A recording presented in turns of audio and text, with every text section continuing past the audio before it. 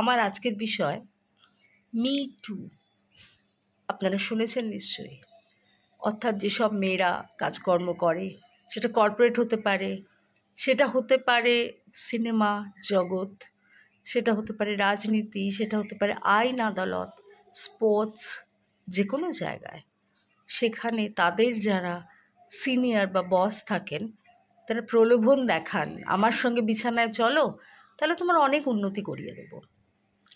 অনেক মেয়ে রাজি হয়ে যায়, অনেক মেয়ে হয় না।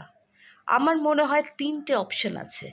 প্রথম অপশন, আপনি উন্নতি চাইলেন, শরীর আপনার, মন আপনার, বিবেক আপনার, আপনি চলে গেলেন বিছানায়, উন্নতি হলো, হতেও পারে, নাও হতে পারে।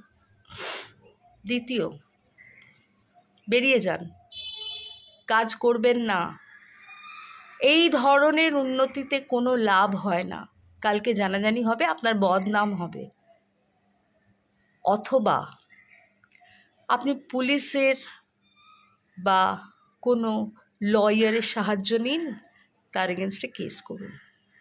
আর তৃতীয় যেটা আছে, অ্যাভয়েড করুন। এই মানুষটাকে অ্যাভয়েড করুন। আপনার গুণ আছে, আপনি পরিশ্রমী, আপনি জীবনে দাঁড়াবেন, একটু দেরি হবে, কিন্তু আপনি পারবেন। কেন রাজি হবেন? কেন নিজের শরীরকে বিক্রি করবেন? এটা তো একরকম পতিতাবৃত্তি বলা যায়। টাকার বদলে আপনি উন্নতি নিচ্ছেন, আপনি সাহায্য নিচ্ছেন একটা মানুষের কাছ থেকে, নিজের জীবনে যাতে উন্নতি হয়, বেশি কিছু টাকা রোজগার করতে পারেন, আরও পাওয়ার চাইছেন। প্রয়োজন নেই। একজন নারী, একজন মা, তার শরীরটার অনেক দাম। তার শরীরটাকে নষ্ট হতে দেবেন না। আর যদি আপনার বসের কোনো বস থাকে, তাকে জানাতে পারেন। আর যদি সেরকম না হয়, ধরুন আপনাকে, মানে আপনি একজন অভিনেত্রী, আপনার ডিরেক্টর বা প্রডিউসার এই ধরনের অফার আপনাকে দিচ্ছে, প্রলোভন দেখাচ্ছে, সেক্ষেত্রে কিছু করার নেই, আপনাকে মেনে নিতে হবে বা আপনাকে বেরিয়ে যেতে হবে।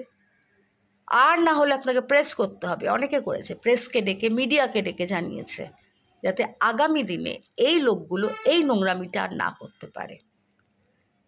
যদি আপনার মনে হয় এই বিষয়ে আপনার কোনো রকম কাউন্সেলিং দরকার, আমার মেসেঞ্জারে আপনি যোগাযোগ করবেন, হেল্প করে দেবো।